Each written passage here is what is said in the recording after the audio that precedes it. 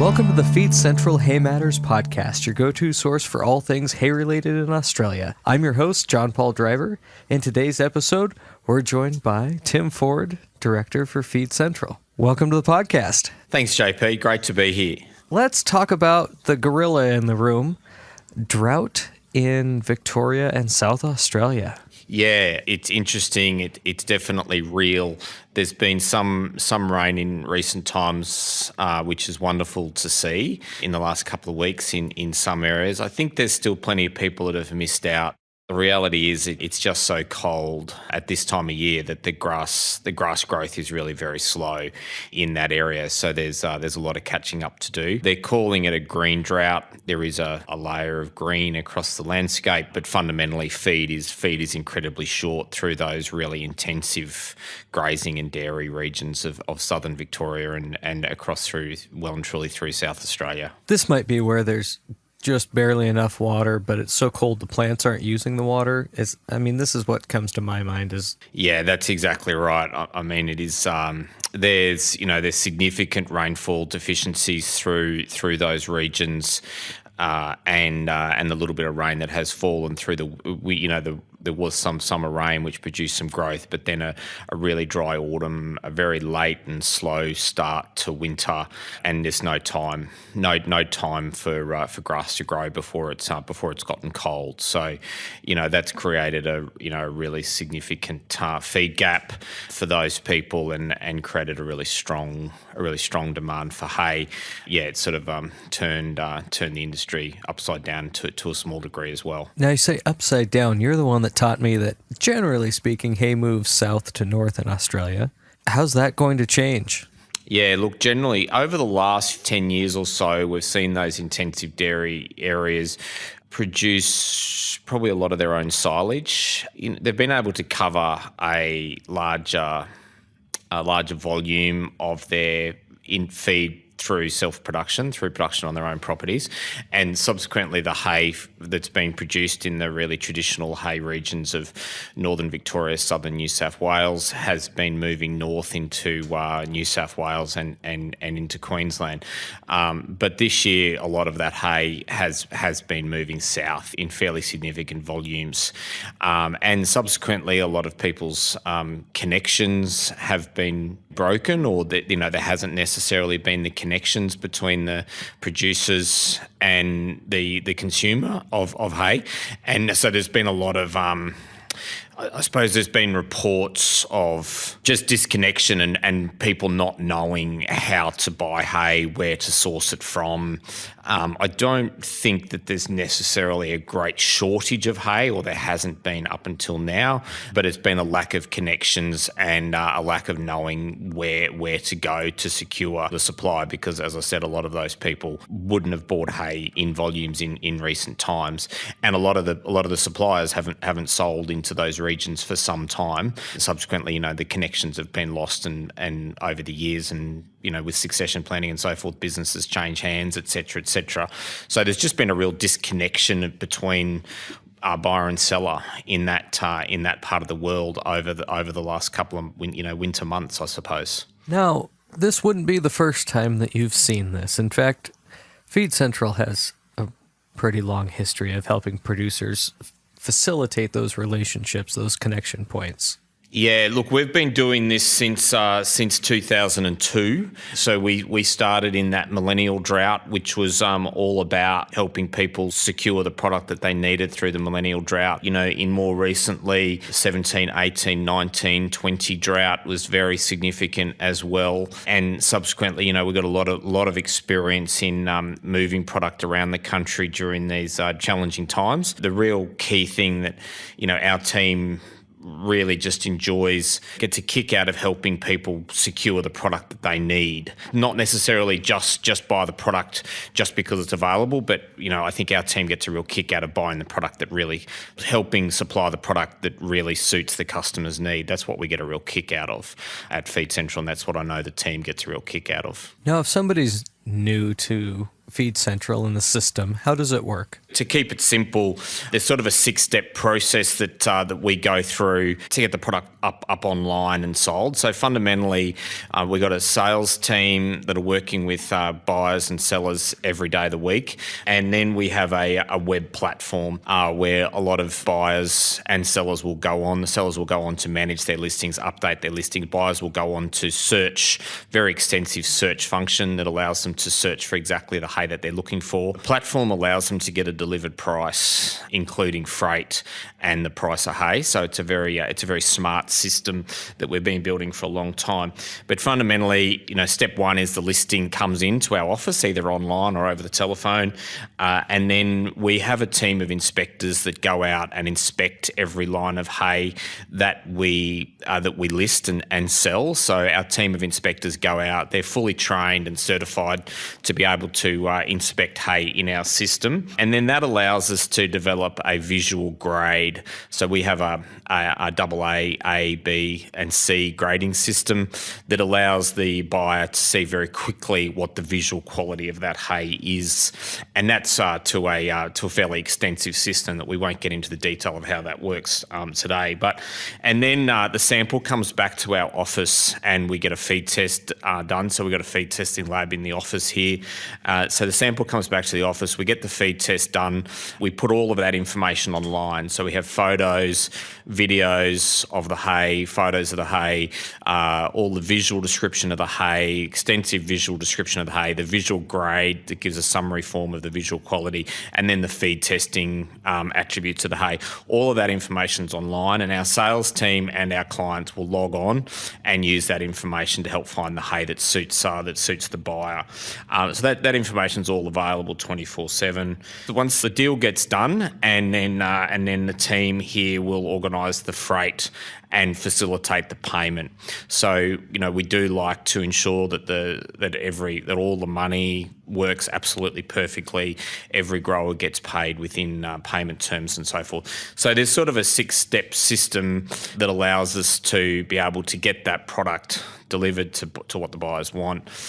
Really allows us to really nail down if someone's got a milk fat problem, they can search for a particular type of hay. With heifers, they'll be looking for something else, and work closely with them to get that hay. And that's what that's what the system's designed to do, and that's what we get an enormous amount of personal satisfaction out of when we get that right using the system. So what I just heard you say is listing, on-farm inspection, feed test, at your own feed test lab. Yeah. So we have the Dairy One calibrations here in Australia. So Dairy One's New York-based dairy co-op that developed the calibrations for feed testing in the 1960s, and so we use their calibrations here.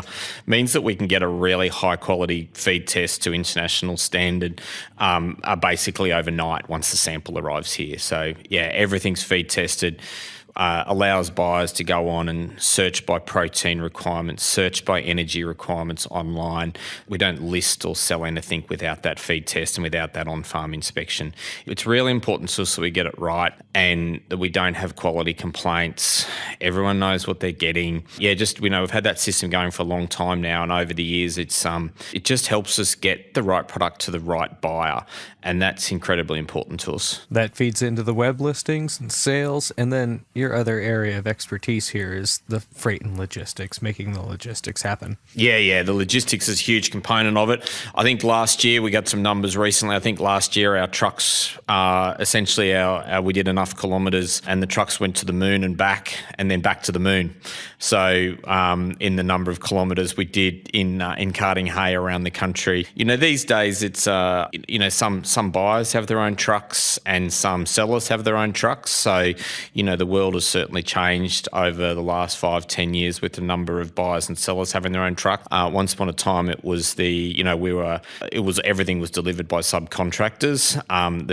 But these days, a lot of buyers and sellers have their own trucks. So it's a matter of coordinating those schedules and so forth to ensure that the product gets delivered when the buyer wants it. There's a lot in that, with contracts, making sure the contract delivery happens on time, within contractual terms, making sure that the trucks are, a lot of people have a lot of little nuances to make sure that the It's not delivered on Thursday morning, not delivered during milking hours, all of those sorts of things. There's a whole heap of work in that logistics side of it that the team here, do a really good job of and make it all happen fairly seamlessly.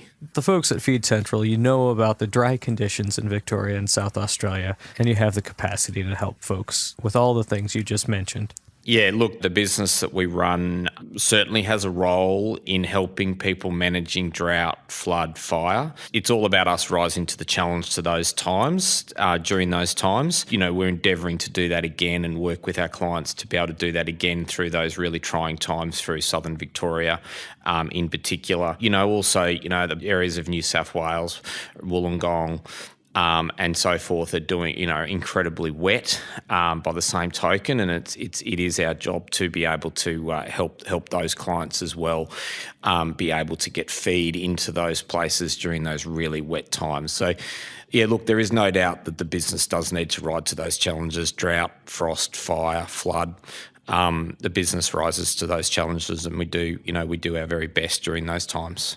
Tim, thank you very much for joining us today. Again, I've been joined by Tim Ford, Director of Feed Central. It's always wonderful to have you on. Stay tuned in. We're joined by Dave Clothier, National Sales Manager at Feed Central. Welcome back to the podcast. Thanks, JP. Great to be here again, mate. It's been a little over a month since we talked. Have we seen any change in pricing on hay? Generally speaking, JP, not a lot's changed since we last spoke. The prices are stable.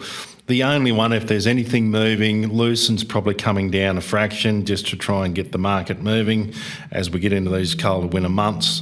So that's the only one come back a wee bit. But as you can imagine, supply is diminishing in this space before new season. So sheds are continuing to empty prior to new season, which is great. And it's also having an effect on, minimal carryover, which is great again. It means we can fill the sheds with quality hay, new season hay. Now there's some regional differences. We know there's drought in Western Vic and South Australia. Yeah. Unfortunately, in the continent we live in, Australia, it's always somebody's turn, JP. And for the last few months, it's certainly been Western Vic and South Australia that has been dry, although there has been rainfall throughout much of those areas now. It's compromised yields moving forward, reduced production. There's a big feed gap in there, so there's still a lot of hay moving from northern and eastern Vic across into those areas. I only heard today from a couple of pretty serious growers in the area that they're even having to re-sow just because of the delay in any rain events. So that's not good for them, but at least they're heading in the right direction now with some rainfall. So that's positive news. Just depending on what the spring does to those guys, I would watch that closely because that could have some serious impact on volumes out of that state. So that's Western Vic is very similar to those areas. If you move into central and eastern Victoria, and southern New South Wales, generally speaking, they look very good. Although they will be, Western Vic will be later, similar to South Australia. Eastern, central and southern New South Wales will be earlier, as will be we can just talk about north of there, northern New South Wales, southern Queensland. There's hay on the ground as we speak right now in southern Queensland, and there's lots and lots of conversation about hay hitting the ground towards the middle of the end of August, which is obviously earlier. And there are some risks with that. So these are some of the things that I think we should be watching for. With the hay production through the cooler months, it could be very much some challenges through the curing process. With that comes the risk of rain events, bleaching, grade degradation, all those sort of things. And the forecast for much of New South Wales and southern Queensland is above average rainfall through to the end of October. So there are some challenges ahead of those areas. There's no doubt about that. So there's some real things to watch for me before we start understanding what the market is going to look like and what the prices will be. At the moment, it feels like the pricing is going to be very similar to last year. But some things I think we need to watch out for is one is that above average rain forecast, like what volume of A-grade hay versus a lower grade of hay through New South Wales and southern Queensland through those earlier productions. That could have an effect on price. Then those curing challenges associated with that. The potential for frosted crops, we're right in the middle of winter now. We could have some reasonable volumes which will help supply depending on what we've got in front of us for summer. There's a bumper grain harvest forecast right through the grain belt. Now, traditionally when we've got a bumper grain harvest, there's a softening in prices. Whether we will have an effect on that through the hay production and hay prices, we'll just have to wait and see. And the other one that's a little bit unknown too is just the needs of the export industry. If we've got lower volumes coming from South Australia and Western Victoria, are they going to source it further north? We'll just have to wait and see, and what effect that will have on supply and price. These are the things I think we just need to watch, because there is no clear direction in any of those things at the moment. Just back on the demand front, just quickly, there are some winter feed gaps as we traditionally see this time of year through the east of the Great Dividing Range, a little over the west, but mainly east of the Great Dividing Range. Our web sale platform continues to be very, very strong, and that's through those drier Western Vic and South Australian areas, although it's trickling outside of there as well.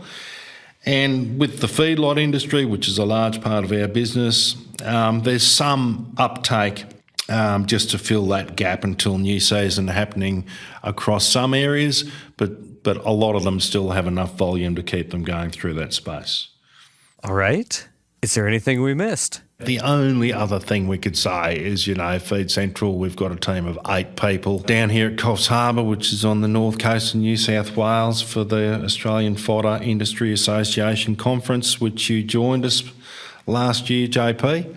We look forward to many discussions with some of the largest growers in the industry and trying to understand the challenges that they see and trying to help the industry right across the board. Dave, as usual, it's wonderful to have your thoughts. Thanks very much, JP. Great to have another yarn, mate. The podcast is proudly presented by Feed Central. Stay tuned in for upcoming episodes.